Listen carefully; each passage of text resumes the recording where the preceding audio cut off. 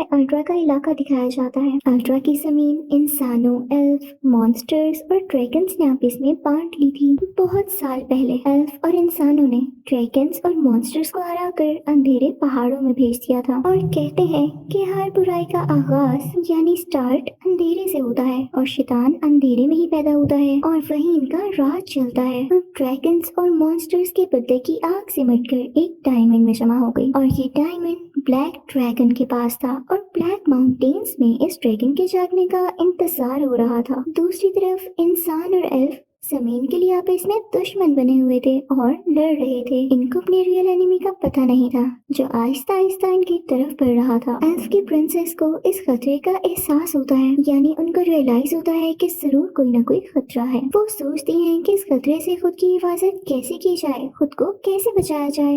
लगता है अपने पास्ट को भूलकर इंसानों से हाथ मिलाना होगा। हम एक लड़की को देखते हैं जो कि प्रिंसेस की दोस्त भी होती है और साथ ही साथ एक सोल्जर भी। अब सीन बदलता है और हमें एक लड़का दिखाया जाता है जिसके पास 2 डॉग्स भी होते हैं। इसका नाम लैम्बर्ट होता है। वो सो रहा होता है कि तभी एक मॉन्स्टर इस पर अटैक कर देते हैं। वो बहुत मुश्किल से अपनी जान बचाकर एक गांव की तरफ भागता है और लोगों को उस मॉन्स्टर के हमले का बताता है। मॉन्स्टर से अब फाइट हो रही होती है कि बहुत बड़ा एरो जो कि एक चेन को अपने साथ लेकर आगे बढ़ रहा होता है और वो बहुत से मॉन्स्टर्स को मार देता है। लैम्बर्ट और इसके डॉग्स इस एरो पर चढ़ जाते हैं कि अचानक से कोई इसकी चेन खींचता है और इस तरह वो फ्लाइंग शिप पर पहुंच जाते हैं। वहाँ इन्हें पता चलता है कि इनकी जान एक सोल्जर ने बचाई है। अब यही सोल्जर एक फाइट रखता है जिसमें एक शर्त रखता है, यानी कंडीशन लगाता है कि अगर लैम्बर्ट ने इस पर एक भी अटैक किया तो वो इसे रियल स्वर्ड देगा। इस फाइट में लैम्बर्ट इस पर अटैक कर देता है और फाइट जीत जाता है और अब इसे एक स्वर्ड मिलनी थी। इस शिप पर लैम्बर्ट की मुलाकात एक ड्रैगन फाइटर और उसकी बहन से होती है, यानी वहाँ पर आते ही एक ड्रैगन फाइटर और उसकी बहन इसे वेलकम करती है। फिर हमें दिखाया जाता है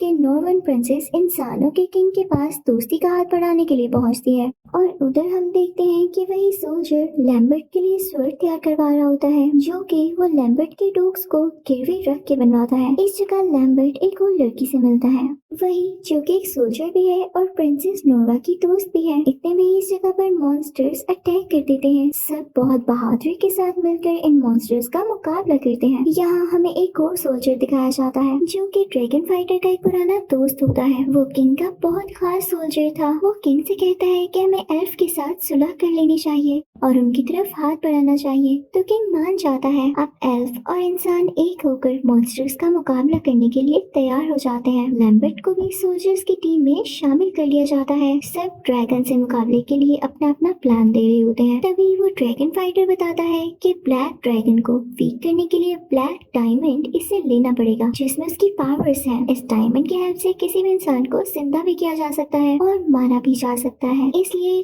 डायमंड को पाने के लिए उसको डिस्ट्रॉय कर देना बेटर सोल्यूशन होगा। फिर हम देखते हैं कि प्रिंसेस बहन उसी खास सोल्जर के पास जाती है जो कि ड्रैगन फाइटर का भी दोस्त था। इसे वो डायमंड लाने का कहती है ताकि वो दोनों मिलकर अल्ट्रा पर हुकूमत कर सके, उसे रूल कर सके। और यहाँ पर किंग का वही खास सोल्जर बादशाह को धोखा देते हुए और हुकूमत पर राज करने के लिए लालच में आकर किंग को भी मार देता है। अब बाकी सोल्जर्स तेजी से ब्लैक ड्रैगन को जगाने के लिए ब्लैक माउंटेन्स की तरफ बढ़ रहे होते। अब यहाँ वो ड्रैगन फाइटर और उसकी पूरी टीम को उनसे पहले पहुंचकर वो डायमंड हासिल करना था ताकि वो उसे डिस्ट्रॉय कर सकें और अपने मुल्क को खतरे से बचा सकें। सब सोल्जर्स ब्लैक माउंटेन की तरफ जा रहे होते हैं कि रास्ते में इनका शिप टूट जाता है और अब बाकी का सफर इन्हें पैदल तय करना था और इस रास्ते में इन्हें मॉन्स्टर्स के इलाके से भी गुजरना था। अब रास्ते में इन्हें ब्लैक माउंटेन्स का पैट मिलता है जो कि मॉन्स्टर्स का गार्ड था और इस एरिया का ख्याल रखा करता था। प्रिंसेस की दोस्त और लैम्बर्ट मिलकर इस पैट को मार देते हैं ताकि वो इनकी सारी इंफॉर्मेशन जाकर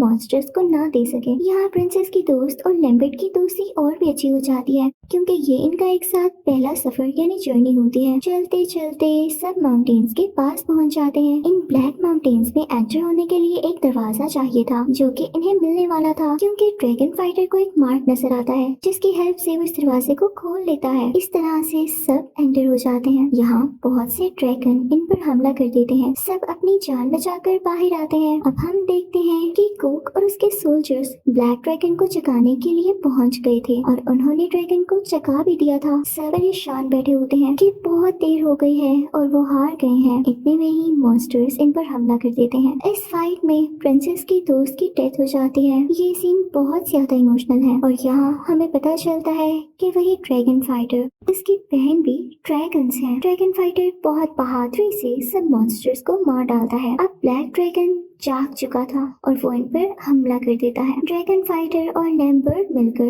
ड्रैगन को हरा देते हैं और इससे उसका डायमंड भी ले लेते हैं। लैम्बर्ट ड्रैगन फाइटर से वो डायमंड मांगता है ताकि वो प्रिंसेस की दोस्त को दोबारा जिंदा कर सके, लेकिन ड्रैगन फाइटर इसे अपना डायमंड निकाल के दे देता है, यानी वो डायमंड जो उसके अपने पास था। ड्रैगन फाइटर उसी खास सोल्जर से ब्लैक डायमंड को डिस्ट्रॉय करने के लिए हेल्प मांगता है, लेकिन वो खास सोल्जर जो कि अब लालची हो चुका होता है और उसने बादशाह को मारा होता है, वो डायमंड ही ले लेता है ताकि वो इस दुनिया पर और इस किंगडम पर रूल कर सके। और वो इस डायमंड की वजह से इंसान से शैतान बन जाता है और ड्रैगन फाइटर को मारने लगता है। लैम्बर्ट उस ड्रैगन फाइटर की जान बचाता है और उस खास सोल्जर को यानी उस लालची इंसान को हरा देता है, क्योंकि वो उससे बहुत बहादुरी से लड़ा था और एट द एंड उसे मार ही डालता है। अब मूवी के एंड में लकीली प्रिंसेस की वही बहादुर दोस्त जिंदा हो जाती है और यहाँ सब समझते हैं कि ब्लैक डायमंड उसे लालची इंसान के साथ ही खत्म हो गया है। जबकि आखिरी सीन में हमें ये दिखाया जाता है कि वही डायमंड प्रिंसेस की बहन के हाथ में होता है और इसी के साथ ये मूवी एंड हो जाती है। Thank you for watching.